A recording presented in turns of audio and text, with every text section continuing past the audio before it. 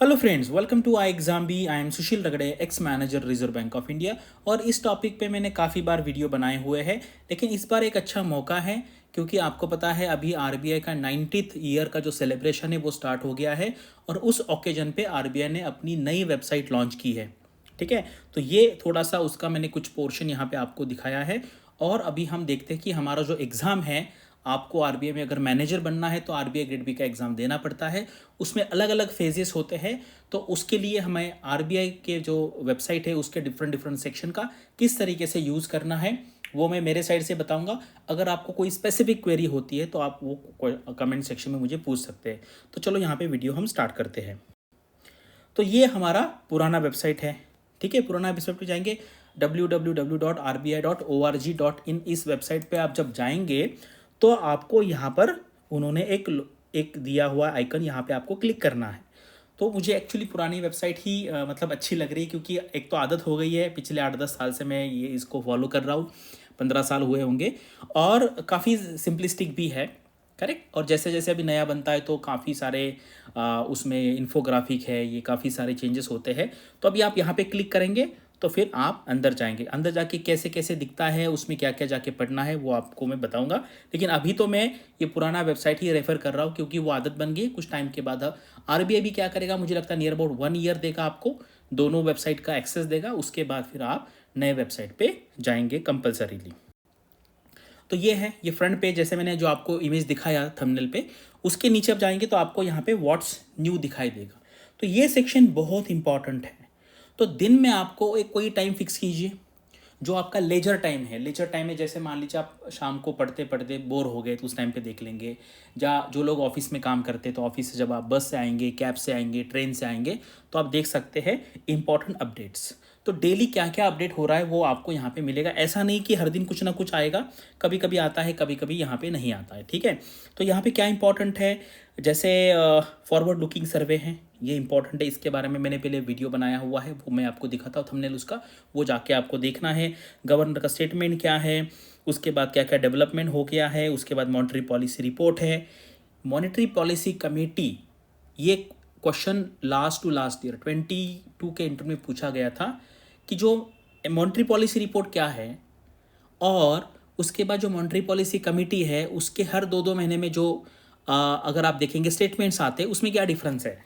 ठीक है, तो आप में से किसी लोगों को पता होगा कि ये मॉनेटरी पॉलिसी रिपोर्ट का मतलब क्या है।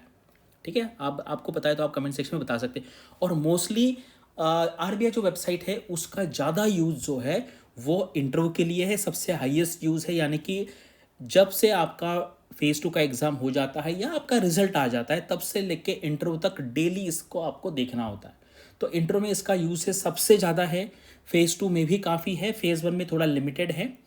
अगर आपने कोई कोर्स ज्वाइन किया तो वहाँ पे आपको ये सारा देखने को मिलेगा। जैसे हमारे एग्जाम बी के कोर्स में हम सारे ये जो डेवलपमेंट है ये हमारे कोर्स में कवर कर लेते, क्योंकि फिर स्टूडेंट्स को पता नहीं चलेगा कहाँ से क्या पढ़ना है, तो वो टाइम वेस्ट होगा, इसलिए आपको रेडीमेड कंटेंट मिल सकता है।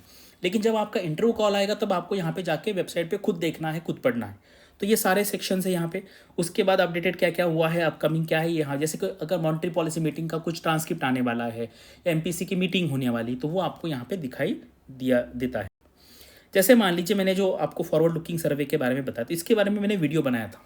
जैसे अगर आप देखेंगे ना, ये पढ़ाई वाले जो वीडियो होते हैं नहीं, ज़्यादा लोग नहीं देखते क्योंकि सीरियस लोग बहुत कम होते हैं।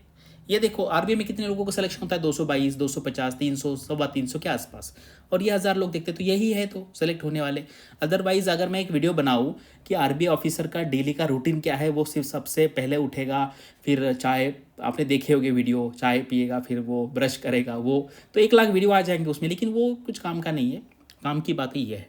ठीक है, फॉरवर्ड लुकिंग सर्वे, इसमें देखो किस टाइप के सर्वेज आते हैं। कंज्यूमर कॉन्फिडेंस सर्वे, ये देखो ये मैंने बनाया था। इन्फ्लेशन एक्सपेक्टेशन सर्वे, तो ये पढ़ना है भाई आपको, तब आपको पता चलेगा कि क्या आरबीआई की पढ़ाई होती है। अदरवाइज इधर उधर की बातें तो कोई भी देख लेगा।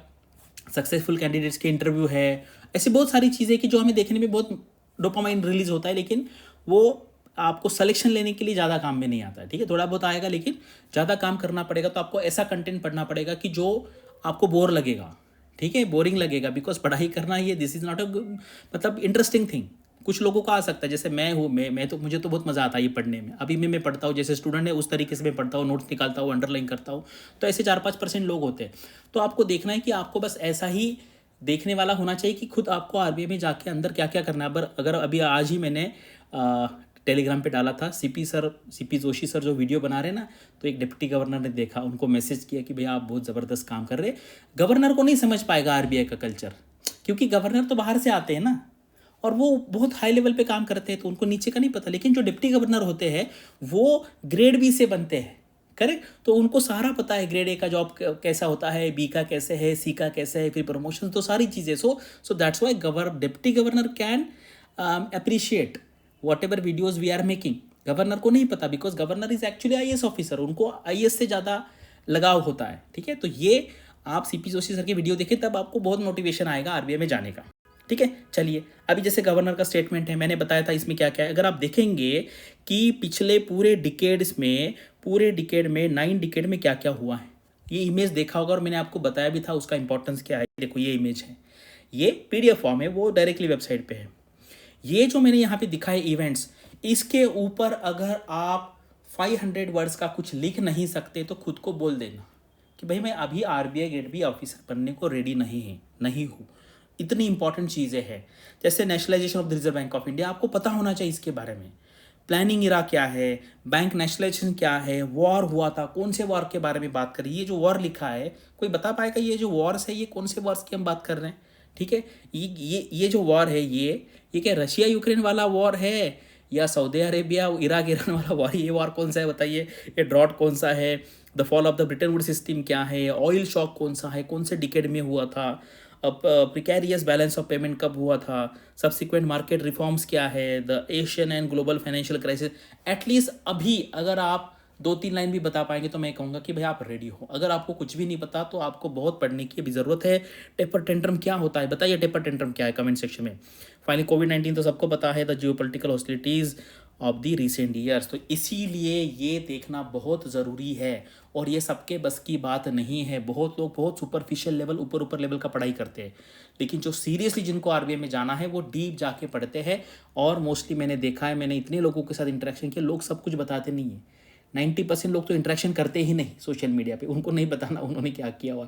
उनको उनकी जो स्टोरी होती है ना, उसको सीक्रेट ही रखना है, बाहर जाके नहीं बोलना। कुछ लोगों का है, डिपेंड है, आपका जो स्वभाव है, आपका जो नेचर है, उस पर डिपेंड होता है। कोई इंट्रोवर्ट है, कोई एक्सट्रोवर्ट है, तो इसलिए सारी स्टोरी जो है वो मार्केट में नहीं आती है, उसमें कभी कभी थोड़ा बहुत मसाला भी होता है।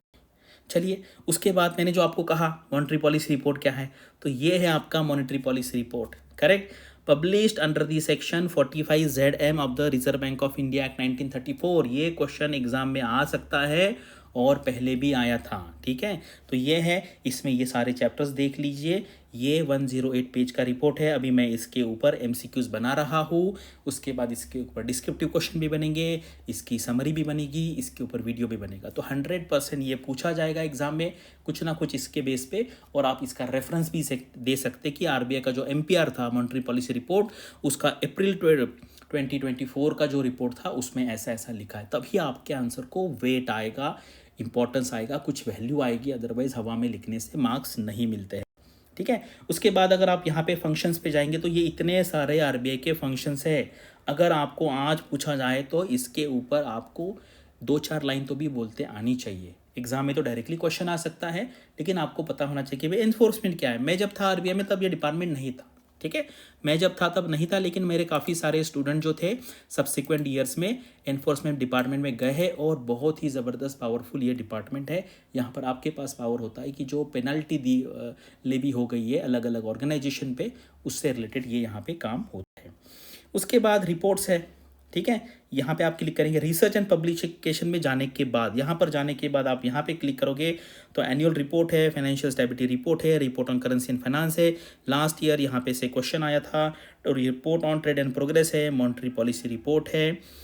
ये मॉनेटरी पॉलिसी रिपोर्ट है, ये मॉनेटरी पॉलिसी रिपोर्ट MPR कहते हैं उसको, state finances study of budgets. तो ये इतने सारे रिपोर्ट्स यहाँ पर आरबीआई के साइड से आते हैं, ये आपको पढ़ने होते हैं। अभी आप ज़्यादा टेंशन मत लीजिए, अभी बस ये सोचिए कि आपका प्रीलिम्स कैसे निकल जाए। उसके बाद अगर आप बैंक में काम कर रहे हैं तो आपको छुट्टी का इंतज़ाम करना पड़ेगा। ये मैं बहुत बार लोगों को बोलता हूँ, कैसे करना है वो भी बोलता हूँ, ठीक है। तो करना है, अदरवाइज़ आप ऐसा नहीं बोल सकते कि मैं प्रीलिम्स के बाद ऑफिस भी जाऊँगा और फिर घर आने के बाद 1-1.5 घंटा पढ़ाई करूँगा और फिर मेरा सिलेक्शन हो जाएगा। ये इम्पॉसिबल भी नहीं है, लेकिन बहुत बहुत बहुत डिफिकल्ट है, ठीक है। तो उतना तो कम से कम छुट्टी लेने का आपका ट्राई होना चाहिए प्रीलिम्स के पहले 7 दिन, और उसके बाद जब आपका फेज़ 2 का एग्ज़ाम होता है तब तक, ठीक है। उसके बाद स्पीचेस है। स्पीचेस तो 100% इंटरव्यू में जब आते हैं तो आपको पूछा जाता है, ठीक है। लास्ट ईयर हमारे जो स्टूडेंट थे, मैंने सब लोगों को कहा था कि आपको गवर्नर के 3 और डिप्टी गवर्नर के 1 से 2, मिनिमम 1 से 2, इस तरीके से 4 डिप्टी गवर्नर के, ये आपके मिनिमम 7 हो गए और मैक्सिमम ये आपके 11 हो गए, ठीक है। ये इतने आपको स्पीचेस पढ़ने हैं, इसमें से 2-3 आप याद रख सकते हैं कि ये स्पीचेस में ये 5 पॉइंट बोले थे, ठीक है। इतना आपको करना है। अभी मत जाइए, अभी ये टाइम नहीं है, लेकिन जब आप फेज़ 1 क्लियर करेंगे तब मैं कुछ बोल सकता हूँ कि ये आप पढ़ना है आपको इंटरव्यू के टाइम पे, तो सारे पढ़ने हैं आपको। तो ये देखना है कि यहाँ पे, इसलिए वेबसाइट का जो इम्पोर्टेंस है वो इंटरव्यू के लिए बहुत ज़्यादा है। उसके बाद करंट रेट्स है, आप और नीचे आएंगे तो करंट रेट जैसे पॉलिसी रेट्स कितने हैं, उसके बाद रिजर्व रेशो है, एक्सचेंज रेट है। अभी मुझे याद है ना, अभी हम एक्सिम बैंक के इंटरव्यू ले रहे हैं, तो मैं पूछता हूँ कि अप्रोक्सीमेटली डॉलर का रेट कितना चालू है, पाउंड का रेट कितना चालू है, उसके बाद आपका यूरो का कितना है। तो डॉलर तो देखो, डॉलर तो आपको ना जैसे पॉइंट में पता होना चाहिए। जैसे मान लीजिए 83.4, इतने लेवल तक होना चाहिए। आप 82 नहीं बोल सकते, 84 नहीं बोल सकते, क्योंकि डॉलर का पता होना चाहिए, ठीक है। जैसे पाउंड का एटलीस्ट नंबर में पता होना चाहिए कि भाई 104 है या 94 है या 84 है या 114 है, एटलीस्ट इतना तो पता होना चाहिए, ब्रॉड रेंज। यूरो का कितना है, करेक्ट, इतना तो भी पता होना चाहिए। तो ये सारा आपको कहाँ पे देखने को मिलेगा, ये आपको आरबीआई के वेबसाइट पे यहाँ पे दिखाई देगा, सारा आपको ये देखना है, ठीक है। दिन में जाके 5 मिनट 10 मिनट आपको स्पेंड करना है, instead of watching some XYZ videos और यूट्यूब के वीडियोज़, रील्स है, वेब सीरीज़ है, वो उससे अच्छा ये है, तो आपका करियर आगे अच्छा बनेगा। उसके बाद ये जो सेक्शन है, ये तो मैं कहता हूँ कि अगर आप में से कोई ये पढ़ रहा है तो मैं उसको अभी ही सैल्यूट करूँगा, क्योंकि ये जो है ये बहुत अलग लेवल का काम है। इसके लिए मतलब आरबीआई में मैनेजर बनने से ऊपर वाला जो बोलता है पैशन होना चाहिए इकोनॉमी में, तभी ये पढ़ पाएंगे। और अगर आपको इतना भी पता है तो भी आपका सिचुएशन अच्छा है कि भाई ऐसा कुछ होता है। CD Deshmukh memorial lectures, LK Jha memorial lectures, PR ब्रह्मानंद मेमोरियल लेक्चर्स, इन्होंने मॉडल्स बनाए थे प्लानिंग कमीशन के टाइम पे, professor Sulesh Tendulkar's memorial lectures. अगर ये आपको पता है तो आपकी सिचुएशन बहुत अच्छी है। लेकिन अगर आप ये जाके पढ़ते हैं तो वो आप तो RBI गेट बी के ऊपर के लेवल के इकोनॉमी में इंटरेस्ट देने वाले पर्सन हैं, ऐसा मैं कह सकता हूँ। तो मैंने वही कहा कि ये सारी जो चीज़ें होती है ना, सारी लोगों के लिए नहीं होता है, ठीक है। तो वो डिपेंड होता है आपके इंटरेस्ट पे, आपको इससे आगे जाके क्या मिल सकता है। कुछ लोगों को खुशी भी मिल सकती है, कुछ लोगों को इसके बेस पे जॉब मिल सकता है और लाइफ में अब आगे भी जा सकते हैं। तो ये बहुत हाईएस्ट लेवल का है, ये मैं किसी को सजेस्ट नहीं करूँगा। आपको जब खुद इंटरेस्ट आएगा तभी आप जाके देख सकेंगे, ठीक है। अभी आपको क्या करना है, अगर आपको iExamB का कोर्स खरीदना है, कोई ना कोई कोर्स खरीदिए आप। मैं ये नहीं कहता हूँ कि मैं हमारा खरीदना है, तो आप यहाँ पे जाके कॉल करके पूछ सकते हैं, क्योंकि अभी टाइम कम है। तो अगर आप खुद पे इधर उधर पूछते बैठेंगे तो आपका टाइम जा सकता है। ये हमारे प्रीवियस 3 ईयर्स के रिजल्ट है। आपको जिसका कोर्स पसंद आता है उसका कोर्स लीजिए और सिंसियरली पढ़ाई कीजिए। And right now 100% focus phase 1 पे दीजिए। ये मेरा एक ही मंत्रा होता है, जिसको समझ में आता है उसको समझ में आता है, जिसको नहीं समझ में आता है फिर उसको रिजल्ट के बाद पता चलता है, ठीक है। तो ये मैंने आपको यहाँ पे बताया है। तो ये वेबसाइट इतना इसमें कंटेंट है, इतना कंटेंट है, अगर आप हर दिन 10 घंटे पढ़ेंगे हर दिन, तो भी ये साल में कभी ख़त्म नहीं होगा। सो इनफाइनाइट है यहाँ पे। तो जैसे जैसे आपकी ज़रूरत है, जैसे जैसे आपका इंटरेस्ट है, एग्ज़ाम के लिए क्या लगता है, तो वो सारा कोर्स इसमें अलग अलग आप इंस्टीट्यूट के प्रोवाइड किया जाता है। लेकिन डेली एटलीस्ट 10 मिनट्स आपको वेबसाइट पे जाके देखना है कि आज क्या क्या हुआ है। और फिर जैसे अगर आप प्रीवियस ईयर क्वेश्चन का एनालिसिस करेंगे तो आपको वो भी चीज़ें पता चल जाएगी कि इसमें से क्या रिलेवेंट है, क्या रिलेवेंट नहीं है। इसके बारे में कुछ भी डाउट है तो कमेंट सेक्शन में पूछिए। Thanks for watching this video and all the best for your studies and upcoming examinations.